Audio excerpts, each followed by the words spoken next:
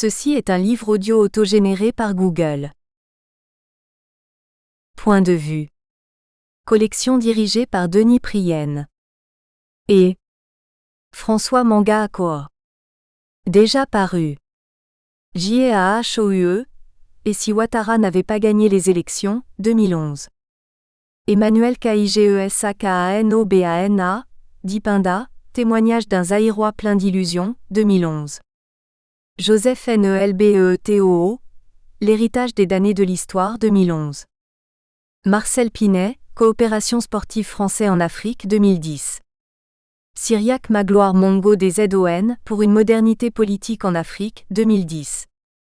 Thierry Amougou, le Christ était-il chrétien? Lettre d'un Africain à l'Église catholique et aux chrétiens, 2010. Timothée Dongotou, Repenser le développement durable au XXIe siècle, 2010. Martin Kuengienda, République, religion et laïcité, 2010. Maurice Ngonika, Congo-Brazzaville, 50 ans, quel bilan, 2010. Dieudonné Ylikatamu, La musique au cœur de la société congolaise, 2010. Mahamat Massoud, La Banque des États de l'Afrique centrale, 2010.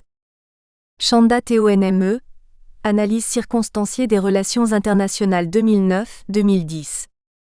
Alassane Kahodia, Le Sénégal sous Wade, 2010. Gérard Bossolasco, Éthiopie à la une. Journaux et publicités. 1865 à 1935, 2010. Jean-Célestin Edjangue, Les colères de la faim, 2010. Du même auteur. Yacine le Guinéen pour l'honneur et la patrie, Editions L'Harmattan, Paris 1996. Guinée d'un régime à l'autre, Editions Arc-en-Ciel, 1997. Larmes de joie, roman, Editions Gandal 2000. Le pays ce n'est pas moi. Général d'armée Sekouba Konaté. Je suis un homme qui n'appartient à personne et qui appartient à tout le monde. Charles de Gaulle, 19 mai 1958. Un mensonge peut faire le tour de la terre. Le temps que la vérité mette ses chaussures. Mark Twain. Avertissement. Ce livre est le fruit de plusieurs mois d'observation des faits et gestes, d'entretien avec le général Sekouba Konaté à l'intérieur du pays comme à l'étranger. J'ai voulu témoigner au présent sur le déroulement de la transition, puisque mon rôle de conseiller à la communication du président par intérim, le général Sekouba Konaté, me permettait d'être à ses côtés à toutes les occasions officielles ou presque. Je me suis entretenu avec lui sur la nécessité d'inscrire son action et celle plus vaste des organes de la transition dans un ouvrage dont le titre est « Guinée, le général Sekouba Konaté au cœur de la transition ». Il en a accepté le principe et encouragé l'initiative.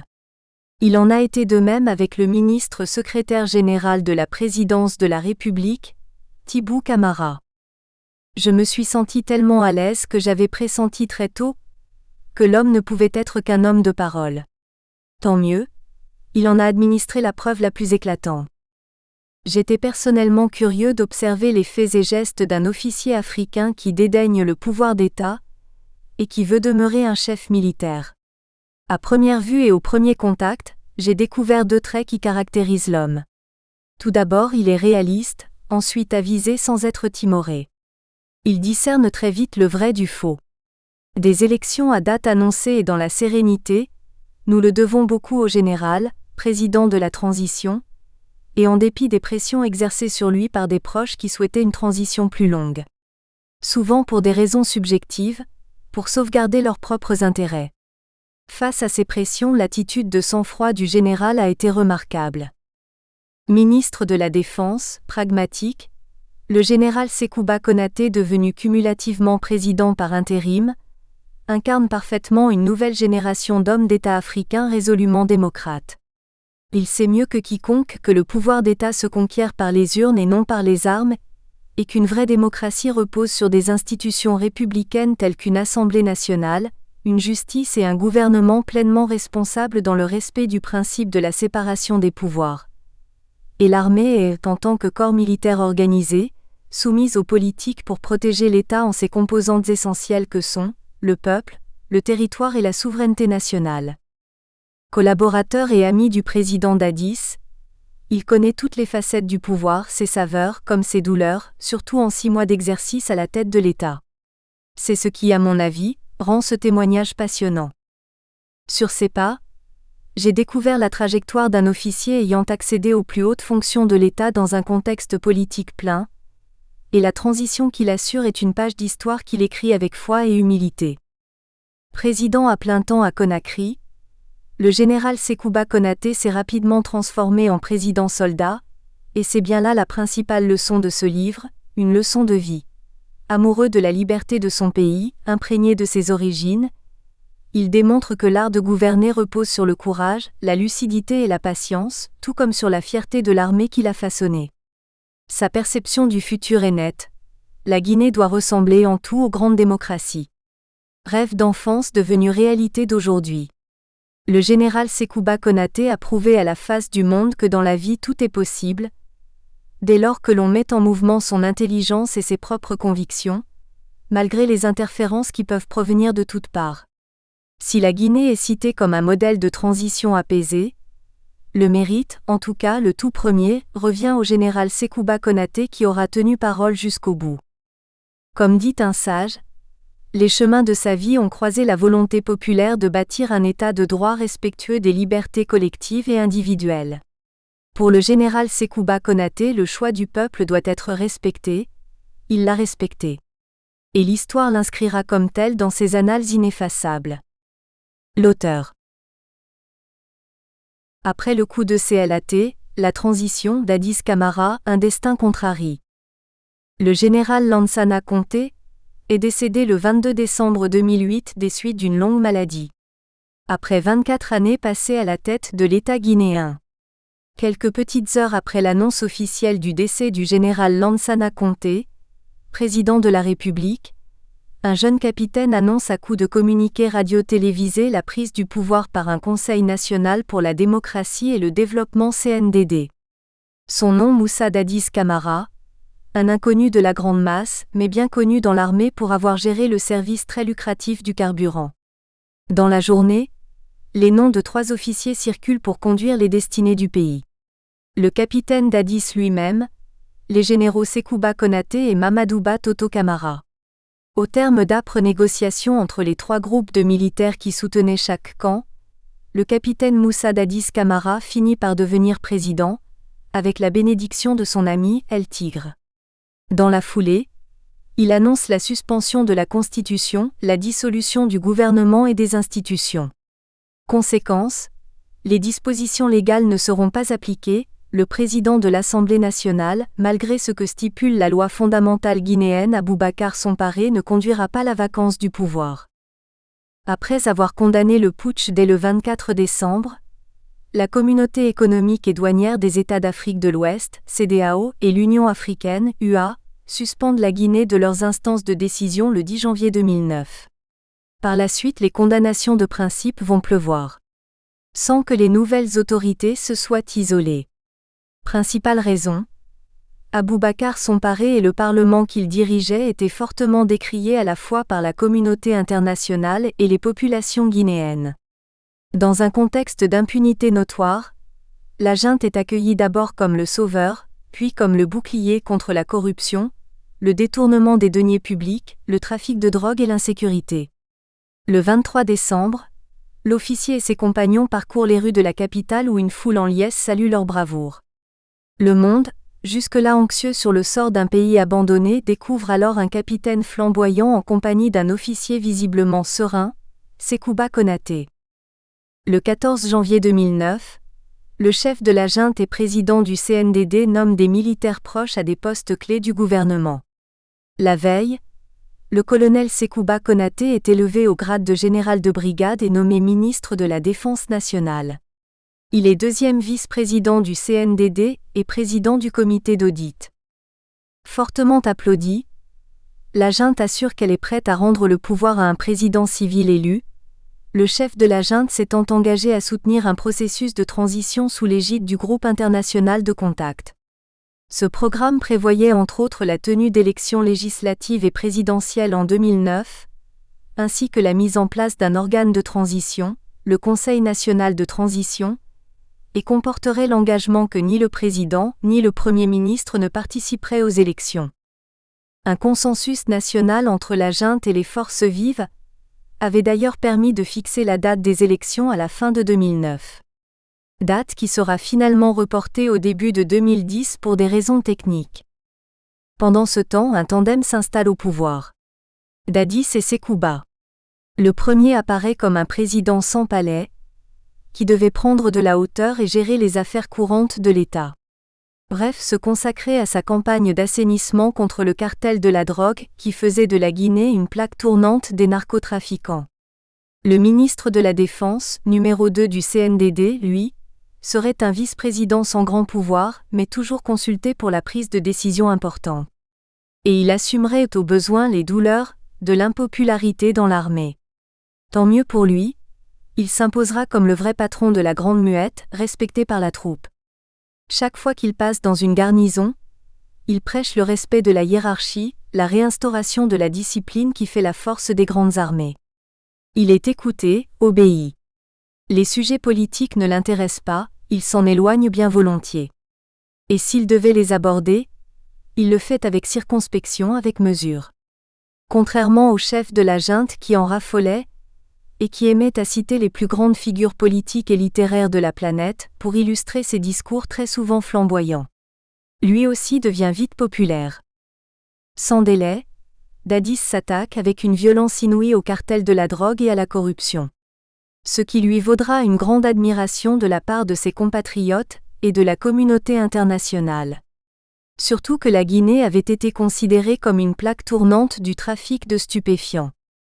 À propos de la drogue, il n'hésita pas à faire arrêter le fils de son prédécesseur Moussa Conté et même des membres de la haute hiérarchie militaire. Ils sont présentés à la télévision nationale en train de confesser leur forfaiture.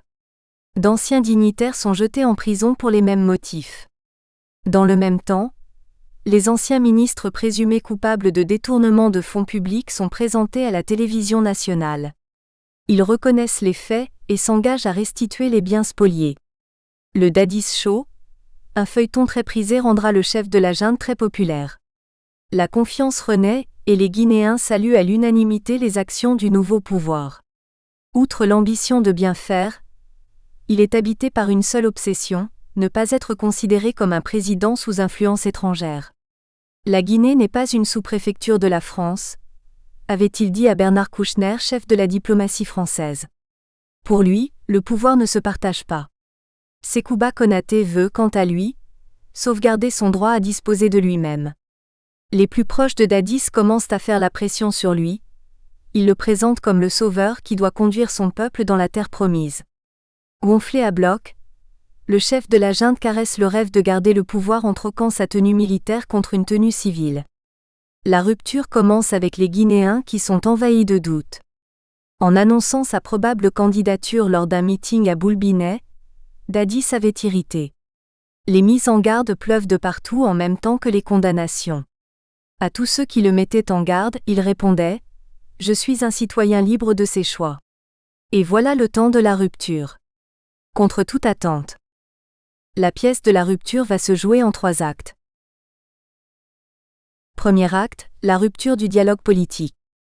Pourtant, à son avènement au pouvoir, la classe politique sans exclusive avait salué avec un brin d'espoir l'homme du 23 décembre, celui-là même qui a su, avec ses compagnons du CNDD, renverser le pouvoir au lendemain de la disparition du général Lansana Conté.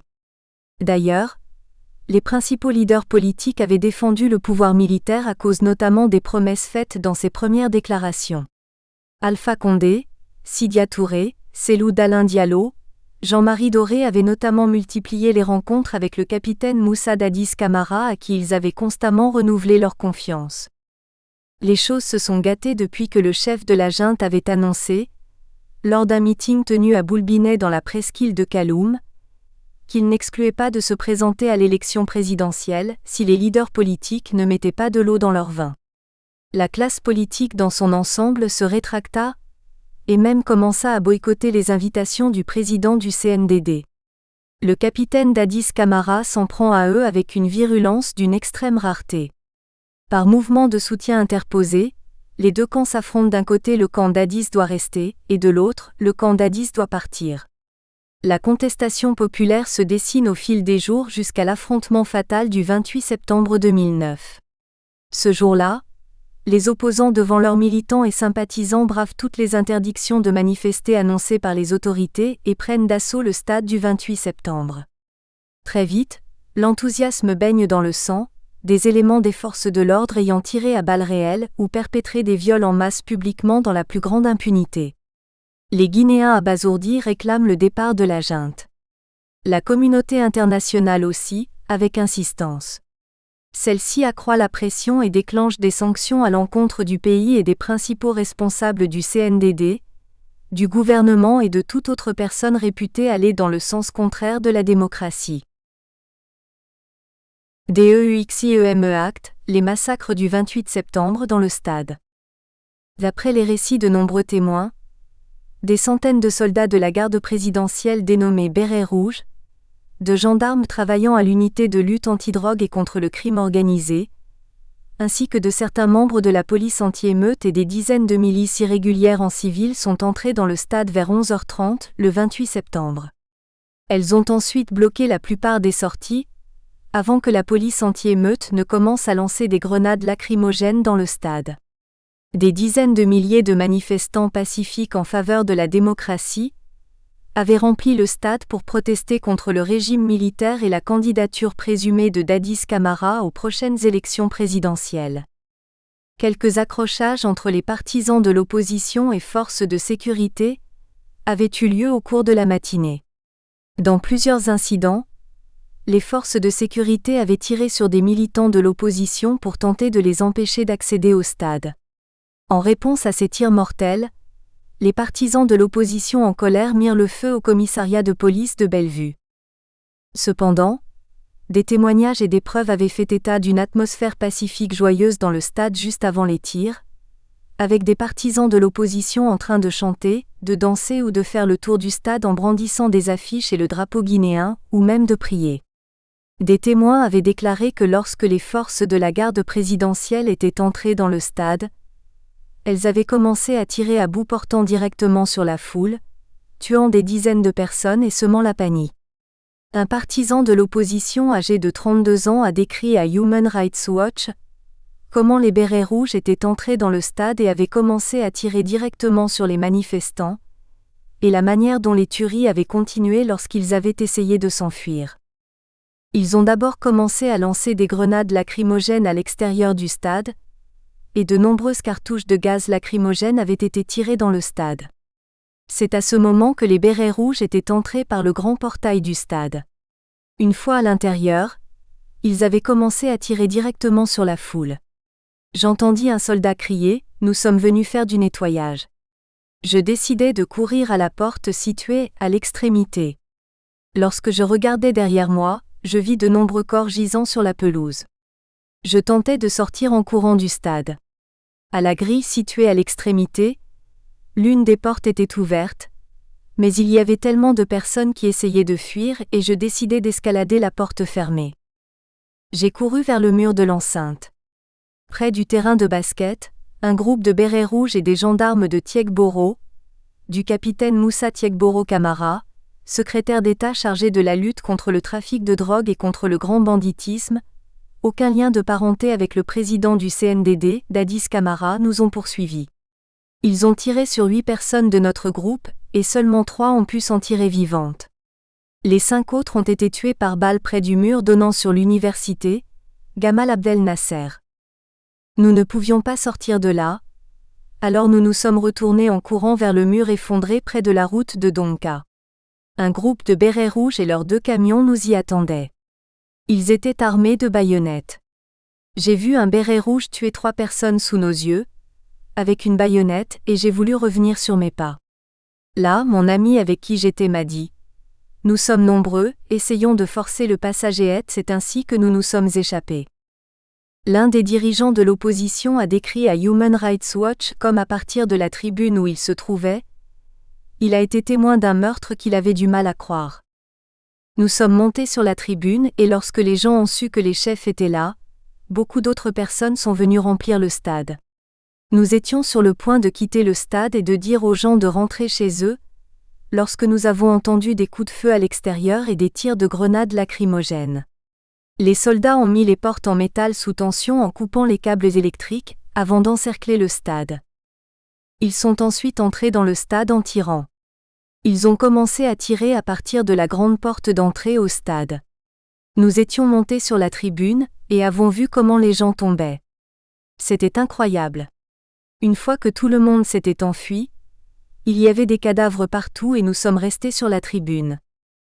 Des témoins ont également décrit le meurtre de nombreux autres partisans de l'opposition par la garde présidentielle et les autres forces de sécurité, sur le terrain entourant le stade, entouré par un mur d'une hauteur de 2 mètres. Plusieurs manifestants qui tentaient d'escalader les murs pour s'échapper ont été abattus par les assaillants.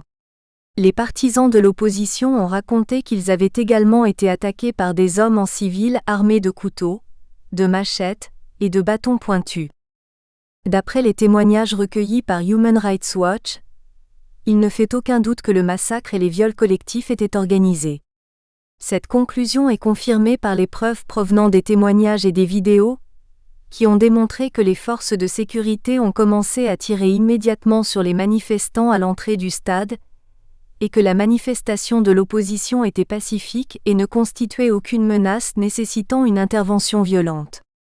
Le déroulement du massacre, à savoir l'arrivée simultanée de plusieurs corps des forces de sécurité, la fermeture des sorties et des voies d'évacuation et la fusillade mortelle simultanée appuyée par un grand nombre de membres de la garde présidentielle, portent à croire qu'il y avait une certaine organisation, planification voire préméditation. Faut-il rappeler que la veille et même plusieurs jours avant, les forces vives avaient maintenu la pression sur la junte. Elles avaient promis de faire une démonstration de force sans précédent. Il en fut ainsi. Très tôt le matin, les leaders eux-mêmes prirent la tête d'une marche qui les conduisit du domicile de Jean-Marie Doré, président de l'UPG à l'esplanade du stade. Le ministre en charge du grand banditisme venu sur les lieux les dissuada et demanda le report de la manifestation. Dans un premier temps, ils acceptèrent. Les opposants pris en tenaille par leurs militants finirent par revenir sur leur décision. Le stade était archi-comble lorsque des éléments de la garde présidentielle firent irruption et ouvrirent le feu. Le bilan était macabre, plusieurs dizaines de morts, des centaines de blessés et plusieurs cas de viols publics. La Guinée était en deuil. Elle le fut encore plus lorsque les Guinéens meurtris essuyèrent le refus du pouvoir de reconnaître la faute. Surtout que le chef de la junte avait accusé les principaux responsables politiques d'avoir envoyé les jeunes à la boucherie. Des cas de torture et de viol avaient été signalés dans les quartiers de la banlieue, les jours qui suivirent les massacres du stade. Face à l'émotion soulevée par ces scènes d'horreur que les télévisions internationales passaient en boucle, la communauté internationale mit le pouvoir sur le banc des accusés. Interdiction de voyager, gel des avoirs des personnalités de l'État à l'étranger, les bailleurs de fonds n'hésitent pas à frapper fort. Dans le même temps, la Cour pénale internationale ouvrit une information sur les crimes commis. Le secrétaire général de l'ONU institua une commission d'enquête internationale qui conclut à des crimes contre l'humanité. Le pouvoir du capitaine Dadis Camara en prit un sérieux coup. Certains ministres de son gouvernement, notamment Thibou Camara, Abdourahmane Sano, ministre de l'Agriculture, Justin Morel Jr., ministre de la Communication et porte-parole du gouvernement, le ministre de la Fonction publique Dr Alpha Diallo jetèrent l'éponge et dirent ne plus être en mesure de défendre les causes du régime. Parallèlement, la tension devint perceptible dans les casernes entre ceux qui avaient donné l'ordre et les exécutants. La présence de la commission d'enquête internationale divisa davantage. Conséquence tragique, le commandant Aboubacar Sidiki Diakité Toumba, aide de camp du chef de l'État, tira sur lui à bout portant le 3 janvier dans le camp de Koundara. Le capitaine Dadis fut évacué le lendemain au Maroc, où il reçut des soins intensifs et subit une intervention chirurgicale durant plusieurs heures. Ce qui lui laissa la vie sauve. Le mouvement social guinéen réagit dès le 30 septembre pour condamner ces actes d'un autre âge et ceux dans une déclaration en ces termes. Un meeting pacifique, à l'appel des forces vives de Guinée, a été organisé le lundi 28 septembre 2009 au stade du 28 septembre,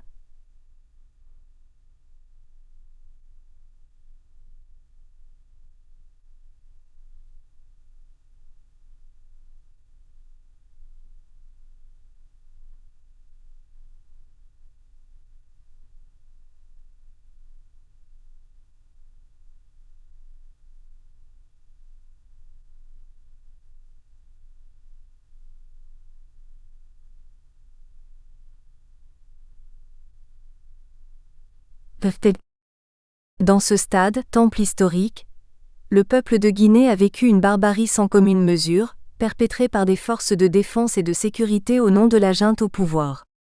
D'innocentes personnes furent tuées, des leaders politiques violentés, des jeunes mutilés, des femmes humiliées et violées. Les responsables de l'intercentrale syndicale, du Conseil national des organisations de la société civile guinéenne et des religieux, compatissant à cette douleur sans nom, rendirent visite aux blessés et aux leaders politiques dans des hôpitaux ou à leurs domiciles respectifs. Par la présente déclaration, le mouvement social guinéen composé de l'intercentrale syndicale, CNTG, USTG, ONLSG, UTG, de l'intersyndicale, UGTG, SIFOG, CGSL, CGTG, du Conseil national des organisations de la société civile guinéenne et des confédérations patronales guinéennes, présentent leurs condoléances émues aux familles éplorées et s'inclinent pieusement devant la mémoire des disparus. Condamnent vigoureusement ces massacres et exactions commis à l'encontre de citoyens sans défense.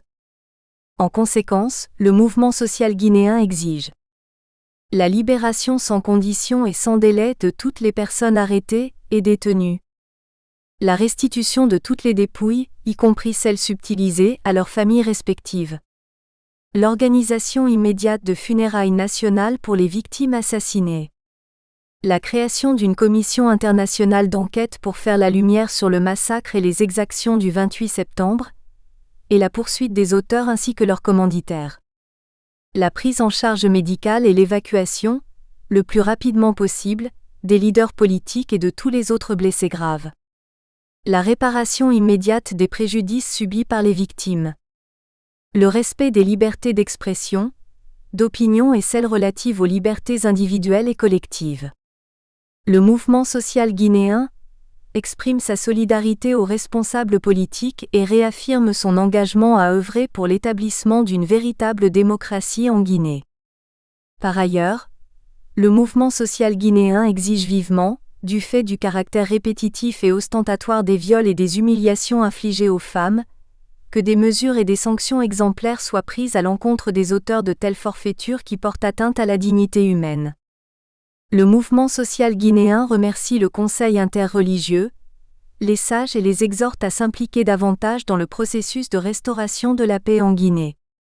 Le mouvement social guinéen remercie la CEDEAO, l'UA, le groupe de contact international sur la Guinée, l'Union européenne, le Bureau international du travail BIT, la Confédération syndicale internationale CSI et l'Organisation de l'unité syndicale africaine aux USA pour leur solidarité, leur soutien au peuple de Guinée pour le respect des engagements pris par le CNDD en vue d'une transition apaisée. TROISIEME Act, l'attentat sur la personne du président Dadis. Selon ses propres aveux relayés par les médias, l'aide de camp du chef de la junte n'a pas du tout apprécié que son chef lui ait imputé toute la responsabilité des massacres et en dédouanant tous les autres. Il claquera la porte de la commission d'enquête onusienne dépêchée à Conakry, puis se retranchera à la base militaire de Koundara, après avoir libéré ces hommes qui étaient détenus au PM3. C'est là que le président de la République le trouvera. Aboubacar Sidiki Diakité, Toumba lui-même révélera sur les ondes de Radio France Internationale en exclusivité qu'il a volontairement ouvert le feu et atteint à 2 doigts de la nuque, côté droit, celui qui l'aurait trahi. Au cours de la fusillade, le capitaine Makambo Loua perd la vie, alors qu'il tentait de protéger le capitaine Dadis Camara. Le camp Koundara sera rebaptisé à son nom. D'après plusieurs témoins, Toumba et ses hommes se sont lancés à la poursuite du capitaine Dadis Camara qu'ils voulaient achever. Les forces loyalistes, à la recherche des auteurs de l'attentat, ont tiré des heures durant dans la presqu'île de Kaloum. Les habitants apeurés se sont terrés chez eux. Le capitaine Dadis, grièvement blessé, a été récupéré au camp Samori Touré et mis sous bonne sécurité jusqu'au matin. Un avion affrété par le président du Burkina Faso, Mr Blaise Compaoré, viendra le transporter à Rabat. Et depuis lors, le numéro 2 du CNDD, ministre de la Défense nationale, assure l'intérim du chef de la junte. En officier averti et homme de terrain, le général Sekouba Konaté a promis une transition apaisée et s'est donné pour unique rôle dans le domaine politique celui d'arbitre impartial du processus électoral et garant de la restructuration des forces de défense et de sécurité. Le général Sekouba Konaté au pouvoir. Lorsque le général Sekouba Konaté succédait au capitaine Moussa Dadis Camara à la tête de la Guinée en janvier 2010, il n'imaginait pas un an plus tôt qu'il conduirait la transition tant souhaitée par les forces vives. Savoure-t-il vraiment cette promotion ? S'il est resté aux commandes en effet, c'est officiellement en raison de la maladie du président. Mais en réalité, c'est parce que l'officier demeure fort populaire dans l'armée et très respecté par ses compatriotes et la communauté internationale. Un atout qu'il n'est pas prêt à brader. Il a choisi de rester dans les annales de l'histoire comme un homme de parole, un officier d'honneur. Ceci est d'autant plus vrai que, et on le sait désormais, dès le milieu de l'année 2009, il avait souhaité partir et laisser le pouvoir à son ami, Dadis Camara, à cause de la dérive qui se dessinait du fait de l'intransigeance des faucons du régime qui voulaient impérativement d'un pouvoir prolongé du président en exercice. Au sens propre comme au sens figuré, le général ennuyait et se réfugiait dans la presse en ligne, selon les propres révélations du capitaine Moussa Dadis Camara. Pourtant, dès sa prise de fonction au ministère de la Défense nationale, Moussa Dadis l'avait chargé de la reconstruction des casernes et de la restructuration de l'armée, accusé d'indiscipline. On voit alors pousser des bâtiments au style moderne dans les casernes. Le général Sekouba s'acquitta sans délai de cette mission. Il parcourait les garnisons militaires pour expliquer aux soldats la nécessité de vivre en paix avec les civils, surtout après les massacres du 28 septembre 2009 au stade du même nom et perpétrés par des éléments de la garde présidentielle, communément appelés les bérets rouges. Plusieurs dizaines de morts, des milliers de blessés, des cas de viols affreux ont été relevés par des enquêteurs onusiens au point de pousser la Cour pénale internationale à ouvrir une information judiciaire. Pas assez suffisant pour persuader les partisans de Dadis que la situation était si grave, et que l'heure était venue de favoriser une transition à la fois concertée et apaisée. Des membres du CNDD et proches ne ménagent rien pour tenter de ramener de Rabat au pays le président blessé qui était en traitement, puis de Ouagadougou où il est en convalescence. Bernard Kouchner, le ministre français des Affaires étrangères, n'hésita pas à prédire une guerre ethnique si jamais Dadis revenait en Guinée. Les gouvernements français et américains encouragèrent fortement Sekouba Konaté à anticiper et lui promirent le soutien de la communauté internationale. En réponse, le ministre de la Défense avisa que si Dadis revenait au pouvoir, alors lui se retirerait tout simplement pour lui faire de la place. Une manière de se démarquer des extrémistes du régime qui œuvrent inlassablement pour un maintien du pouvoir illégal. Alors partir ? Justement oui. Surtout en ces moments où la lassitude et la douleur l'envahissent encore, Moussa Dadis Camara apprécie de plus en plus l'aide de son ami Konaté à lui trouver une porte de sortie honorable. La parade sera trouvée avec la maestria du président Blaise Compaoré, qui retient le président guinéen dans son pays, et qui réussit à arracher des accords qui engagent le chef de la junte à passer la main à son second. Les deux hommes se montreront à la télévision, le premier portant d'impressionnantes cicatrices sur la tête, visiblement amaigri, portant des correcteurs à la place des grosses lunettes noires qu'il savait porter en public, et le deuxième écrasé par le poids de la pression internationale et de celle d'une partie des membres du CNDD présents à Conakry. D'ailleurs, ironie du sort, le destin de Dadis Camara sera scellé en présence de certains de ses inconditionnels qui y avaient été dépêchés pour le ramener à Conakry. Pendant ce temps à Conakry et à Nzérékoré, ville natale du chef de la junte, des manifestants menacent de bloquer l'avion qui devait ramener le général Sekouba si Dadis Camara ne se trouvait pas à bord. La menace est prise au sérieux. Le vol est annulé alors qu'il était annoncé et que les officiels avaient fait le déplacement vers l'aéroport. Ce qui contraindra Dadis Camara à demander à ses partisans de regagner leur domicile. Dans la même déclaration, il révélera en substance avoir signé en toute conscience et en toute connaissance de cause les accords de Ouagadougou. Des accords du 15 janvier 2010 qui désignaient le général Sekouba Konaté comme le président de la transition. Les accords de Ouagadougou. C'est le vendredi 15 janvier 2010 que le président du Burkina Faso, Blaise Compaoré, médiateur de la crise guinéenne, et le capitaine Moussa Dadis Camara, président de la République de Guinée, et le général de brigade Sekouba Konaté, deuxième vice-président du CNDD et ministre de la Défense nationale, ont signé les accords de Ouagadougou. Dans ce protocole d'accord, le chef de la junte blessé lors d'une fusillade s'engage à prendre librement un temps de convalescence. Ce qui du coup projette son second à la tête de l'État pour conduire une transition dont la durée ne devrait pas dépasser 6 mois. C'est une cérémonie pleine d'espérance pour la Guinée, et ce sont des résultats qui vont façonner l'image de la Guinée, avait notamment déclaré le président burkinabé à la fin des négociations. Que disent les accords de Ouagadougou ? Ils stipulent tout d'abord le respect des libertés publiques, y compris la liberté de presse et d'opinion, puis la garantie de la sécurité des personnes et des biens, ensuite la réorganisation des forces de défense et de sécurité. Sur le plan politique, le protocole de Ouagadougou recommande la création d'un Conseil national de transition CNT, organe politique délibérant dirigé par une personnalité religieuse et composé de 101 membres représentant toutes les composantes de la société guinéenne. Par ailleurs, il est recommandé la nomination d'un Premier ministre, président du Conseil des ministres, issu du Forum des forces vives de Guinée et la formation d'un gouvernement d'union nationale. Au sujet du processus électoral, les accords exigent la révision des listes électorales, l'organisation dans un délai de 6 mois de l'élection présidentielle à laquelle ne participeront pas ni les membres du Conseil national de transition, ni le chef de l'État de transition, ni les membres du CNDD, ni le Premier ministre, encore moins les membres du gouvernement d'union nationale, non plus les membres des forces de défense et de sécurité en activité. Le recours à des observateurs civils et militaires de la CEDEAO et la mise en place d'un organe de suivi, d'évaluation et d'accompagnement sont également inscrits dans ces accords de sortie de crise. Pour aboutir à ce consensus, les deux amis ont procédé à un échange de propos émouvants. Tout d'abord, le capitaine Dadis déclara : « C'est le destin qui fait que nous sommes là au Burkina Faso.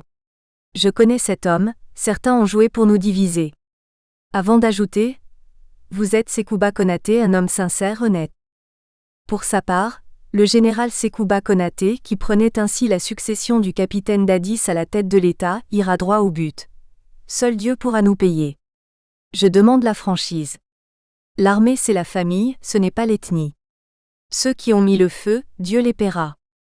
Dans notre lignée, on nous a appris à ne pas trahir. Et le général de révéler. Lorsque mes parents sont venus du village, après notre prise du pouvoir, ils m'ont dit de ne jamais vous trahir. Le 17 janvier 2010 déjà, les membres du CNDD en prennent acte et le font savoir dans une déclaration solennelle. Le collectif des membres du CNDD et les chefs d'état-major des forces armées se sont réunis ce jour dimanche 17 janvier 2010 au siège du CNDD, au camp Alpha Yaya Diallo. Le collectif se félicite des accords de Ouagadougou, découlant de la rencontre intervenue dans la capitale burkinabé le vendredi 15 janvier 2010. Le collectif se réjouit de l'esprit de responsabilité et le haut degré de patriotisme des acteurs mis en cause.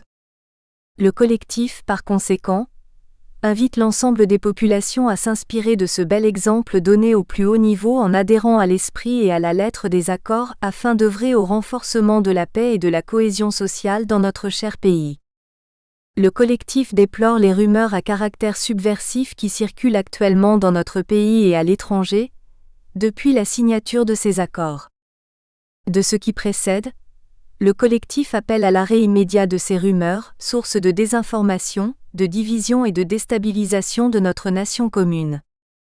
En conséquence, le collectif interdit toute manifestation de soutien de quelque nature que ce soit sur toute l'étendue du territoire national.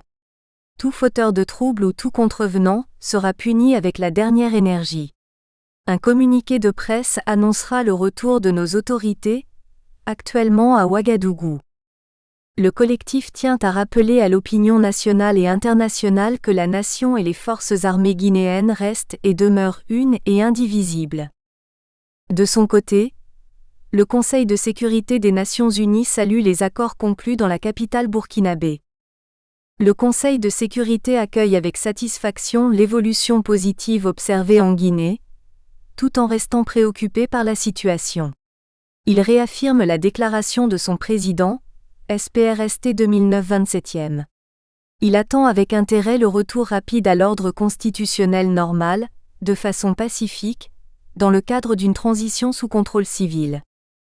Le Conseil réaffirme son appui aux efforts de la Communauté économique et douanière des États de l'Afrique de l'Ouest, CEDEAO, et de l'Union africaine. Il rend hommage au président Blaise Compaoré du Burkina Faso pour ses efforts de médiation, et accueille favorablement le communiqué du groupe de contact international sur la Guinée, en date du 26 janvier 2010, et celui issu du sommet de l'Union africaine en date du 3 février 2010. Le Conseil se félicite de l'adoption de la déclaration conjointe de Ouagadougou, en date du 15 janvier 2010, qui, dans le droit fil des propositions faites le 6 janvier par le président par intérim, le général Sékouba Konaté, prévoit en particulier la formation d'un gouvernement d'union nationale dirigé par un Premier ministre civil désigné par l'opposition, l'organisation d'élections dans un délai de 6 mois et prend l'engagement que le chef des État de transition, les membres du Conseil national pour la démocratie et le développement, le Premier ministre, les membres du gouvernement d'union nationale et les membres des forces de défense et de sécurité en activité ne participeront pas aux élections présidentielles à venir. Le Conseil se félicite également de la nomination le 21 janvier 2010 de M. Jean-Marie Doré comme Premier ministre et de la Constitution, le 15 février 2010, d'un gouvernement d'union nationale.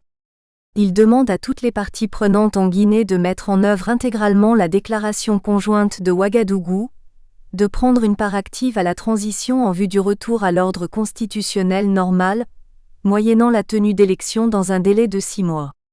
Il appelle la communauté internationale à soutenir les autorités guinéennes, dirigées par le président par intérim, Sékouba Konaté, et le Premier ministre, Jean-Marie Doré, suivant leurs demandes, y compris s'agissant de la réforme globale des secteurs de la sécurité et de la justice.